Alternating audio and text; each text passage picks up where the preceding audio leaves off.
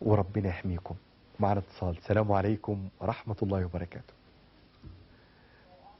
السلام عليكم ورحمة الله وبركاته. عليكم السلام ورحمة الله وبركاته. أهلا وسهلا. أهلا بحضرتك. أقدر يعني أرد على الأخت اللي هي تزوج زوجها عليها؟ نعم. هي مشكلة الستات عامة لما بيتجوز عليها جوزها إن هي ما بتتخيل إن هو ما عادش بيحبها. يعني دي أهم نقطة في الموضوع. نعم. فيعني اللي أنا عايزة أوضحه أو أوضح الصورة فيه إن الست لما يعني مثلا يعني ما بتتجوز، ومثلا لو زوجها مات وجوزت حد تاني، اما بتطلع للجنه بتختار بين الزوجين، بتختار واحد بس. نعم. فطبيعه المراه مختلفه عن طبيعه الراجل. الراجل بقى لما بيموت ممكن يوصل ان يبقى عنده لغايه 70 حور عين. نعم. فبرضه ده ربنا يعني بيكافئ كل واحد بالقدر اللي هو خلقه له. فالراجل في الجنه معناها يعني ده معناه ان هو الراجل طبيعته الاساسيه انه ممكن يحب كذا واحده، وان الست ما بتقدرش تحب غير واحد. فهي لو استوعبت ان هو برضه بيحبها وبيحب ديت، يعني عنده يعني دي خلقه ربنا لتعمير الكون ولكثره الحروب والكلام ده. نعم.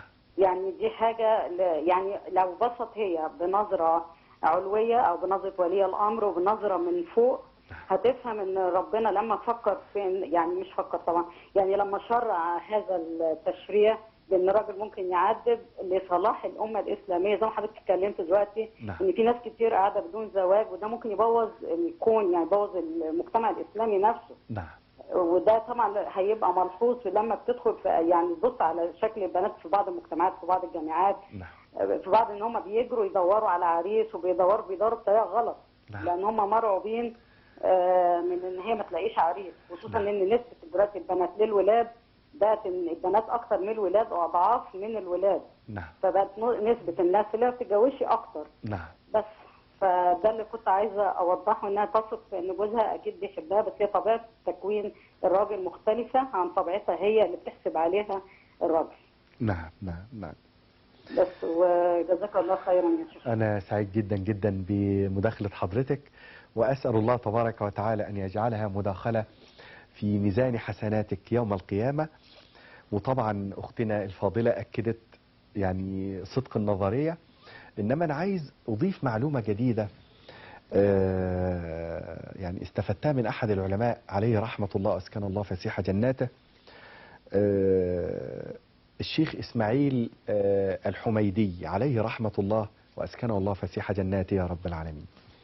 قال هذا العالم الفاضل يذكرنا أن المرأة إذا تزوجت رجل واحد في الجنة فهي تتزوج رجل أعطي قوة 100 رجل، وكأنها تزوجت 100 رجل في رجل، لأن الرجل في الجنة يعطى قوة 100 رجل ليتزوج بها في الجنة.